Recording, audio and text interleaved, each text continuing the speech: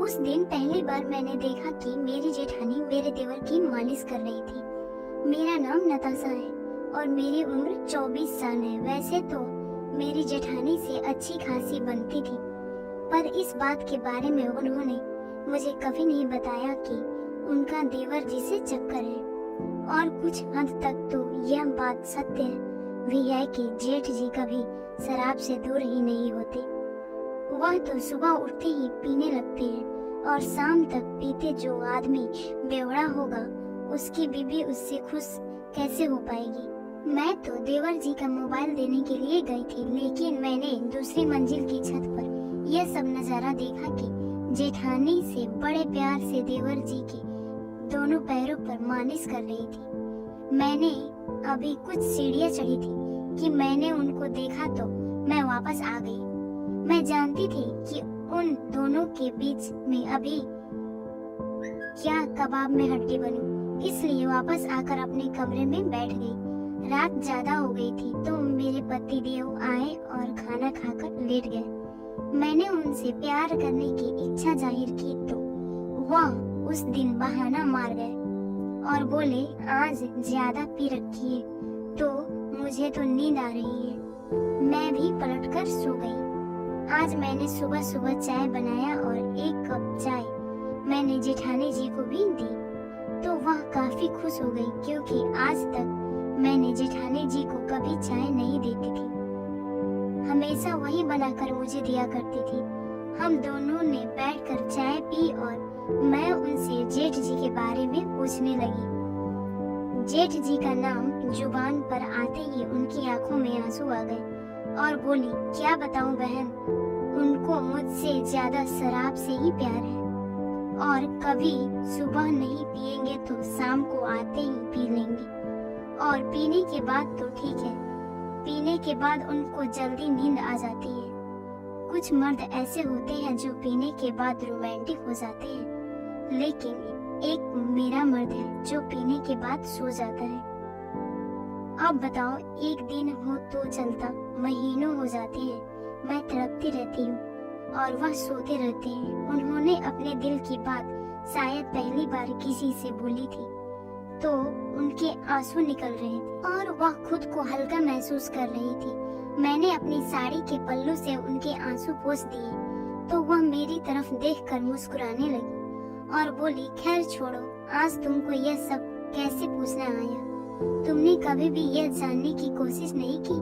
तो मैंने उनको सारी बात बताई तो वह एक पल के लिए हैरान रह गई और फिर बोली, हाँ बहन, एक वही राजू है, अपना देवर, जो कभी कभार मेरे शरीर की प्यास बुझा देता है, इसलिए मैं उसकी ज्यादा केयर करती हूँ। पर तुम कसम से यह बात घर में किसी और को नहीं बताना, वरना मेरी और आपकी बदनामी होगी।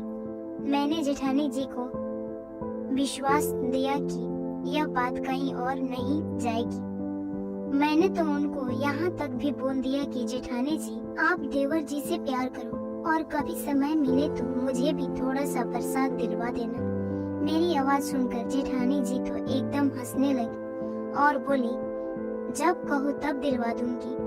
और वह मुझसे फिर एकदम खुलकर बातें करने लगी। मैंने देवर जी के बारे में पूछा तो उनकी सारी खूबियां बताने लगी कि कैसे वह मुझे घंटों प्यार करते हैं और मेरा दिल भर जाता है, फिर भी वह प्यार करते रहते हैं। अगले पल जेठानी जी ने मुझसे भी पूछ दिया कि तुम क्यों परेशान हो? तुम्हारे पति तो तुमसे बहुत ही ज्यादा प्यार करते हैं, क्या तुम भी मेरी तरह हो क्या? वह आपको भी नहीं संतुष्ट कर पाते? तो मैंने जेठानी जी को बोल दिया, कर पाते हैं, लेकिन मन इधर उधर भटकता है। कुछ नया करूं ताकि कुछ नया प्यार मिले। जेठानी जी मेरी बात को समझ गई और वह बोली, आज रात को प्लान बनाते हैं, फिर दोनों मिलकर थोड़ा थोड़ा प्रसाद ले लेंगे। उस दिन पूरा दिन मेरा खुशी से बीता, क्योंकि मेरे मन में वही सारे शब्द वाक्य चल रहे थे जो जेठानी जी ने मुझे बताया था। और उस दिन मैंने जल्दी जल्दी से अपना खाना बनाया और उस दिन मेरे पति खाना खाने के बाद जैसे मेरे पास सोने लगे, उन्होंने मेरी कलाई पकड़ी और बोले, कुछ हो जाए मैं उन थी तो मैंने भी बोल दी, मुझे नींद आ रही है। वह समझ गए कि मैं उनसे कल का बदला ले रही हूँ, तो वह भी करवट बदलकर दूसरी ओर सो गए। मैंने उनसे इसलिए कहा था क्योंकि मुझे छत पर जेठानी जी के साथ देवर जी के पास जाना था। लगभग 5 मिनट के बाद मैंने देखा कि मेरे पति खराटे मारकर सोने लगे और मैं चुपके से उठी और जेठानी जी के पास गई तो वह बोली, हाँ बस अब समय आ गया है कि हम दोनों छत पर चलेंगे, क्योंकि देवर जी हमेशा छत पर ही सोते थे। बेचारे की बीवी तो है नहीं, अकेले सोते हैं, लेकिन उनकी भी किस्मत तेज है कि उनको 2-2 बीबियां मिली। जेठानी जी की बात सुनकर मैं मुस्कुराई और दोनों जीने के रास्ते छत पर चढ़ने लगे, क्योंकि तब 10 बज रहा था और घर में सभी लोग सोने लगे थे। मैं जानती थी कि मेरे पति एक बार सो जाए तो वह सिर्फ सुबह को ही उठते हैं, इसलिए मैं उनकी ओर से निश्चिंत थी।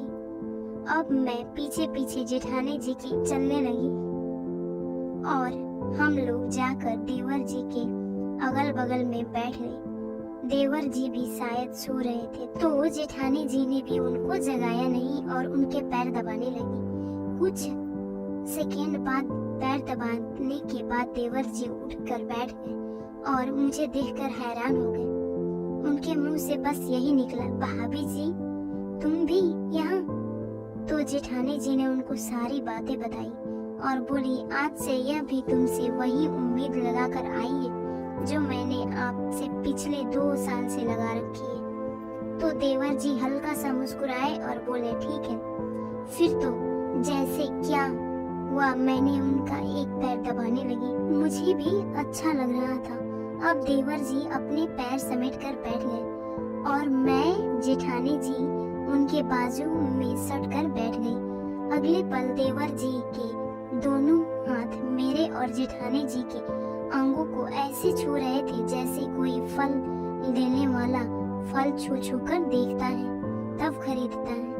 शायद देवर जी के इस एहसास ने मुझे अपने पति से ज्यादा मजा दे रहे थे, तो मैं सिसकियां भर रही थी और जेठानी जी तो जैसे उनकी बीवी हो, वह उनसे इस तरह से पेश आ रही थी और देवर जी हम दोनों को प्यार कर रहे थे। छत पर काफी ठंडी हवा चल रही थी, इसलिए वह प्यार और दुगना लग रहा था।